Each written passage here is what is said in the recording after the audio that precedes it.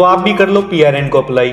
बहुत सारे लोग हमें हर रोज़ कॉल करते हैं, हमें मैसेज करते हैं और कह रहे हैं कि सर पीआरएन को तो हम अपने आप अप्लाई कर लेंगे, लेकिन इशू हमें ये आ रहा है कि हमें यही नहीं पता कि क्या क्या डॉक्यूमेंट सबमिट करने हैं। और पीआरएन तो DDU-GKY 2.0 को अप्लाई करने के लिए सबसे पहला स्टेप है। यदि इसके अंदर आप गलती कर देते हैं तो भविष्य के अंदर जो भी आप प्रोजेक्ट को अप्लाई करेंगे उसके अंदर भी आप मार्किंग क्राइटेरिया के अंदर पीछे रह जाएंगे। तो आज हम आपको वो चेकलिस्ट दे रहे हैं, उन सभी दस्तावेजों की लिस्ट दे रहे हैं। यदि आप पीआरएन को अप्लाई कर रहे हैं तो ये दस्तावेज आपके पास ज़रूर होने चाहिए। लिस्ट आपको आपकी स्क्रीन के ऊपर दिखाई दे रही है।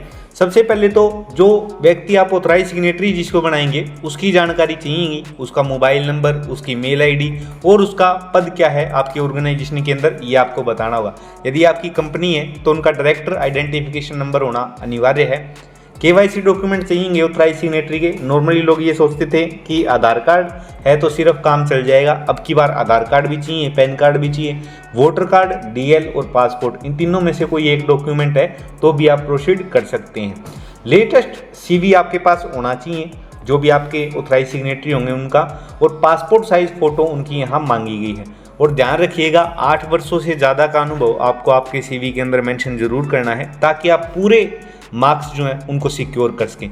इसके अलावा आपको उन प्रमोटर की भी डिटेल देनी होगी जिन्होंने ऑर्गेनाइजेशन को इस्टेब्लिश किया है, उनका आधार कार्ड, उनका पैन कार्ड, उनके वोटर ID, DL या पासपोर्ट में से कोई एक डॉक्यूमेंट, उनकी भी मोबाइल नंबर, मेल ID और CV यहाँ पर मांगा गया है। और इसी के साथ आपको उनकी भी पासपोर्ट साइज फ़ोटो देनी होगी। और जितने भी आपके प्रमोटर्स हैं उनका एक्सपीरियंस लेटर आपको CA के लेटर हेड पर रिक्वायर्ड होगा, यूडिन और साइन स्टैम्प के साथ। इसके अलावा जितने भी डॉक्यूमेंट्स आपके अदर प्रमोटर्स या डायरेक्टर हैं उनके रिक्वायर्ड होंगे। और फिर बात आती है आपकी ऑर्गेनाइजेशन की, तो ऑर्गेनाइजेशन के लिए यहाँ आपकी ऑर्गेनाइजेशन की official mail ID, mobile number और उसकी वेबसाइट एक्टिव होना यहाँ पर सबसे ज़्यादा ज़रूरी है। आपकी जो ऑर्गेनाइजेशन का नाम है वो वेबसाइट के ऊपर भी कॉमन होना चाहिए। जो एड्रेस प्रूफ आप बनवाएंगे उसके अंदर जो एड्रेस है वो भी क्लियरली मेंशन होना चाहिए।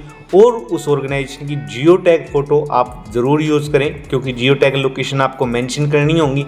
और जितने भी आपके डॉक्यूमेंट है सभी हाई क्वालिटी के अंदर स्कैन्ड होने चाहिए और यही डॉक्यूमेंट आपको अपलोड करने हैं।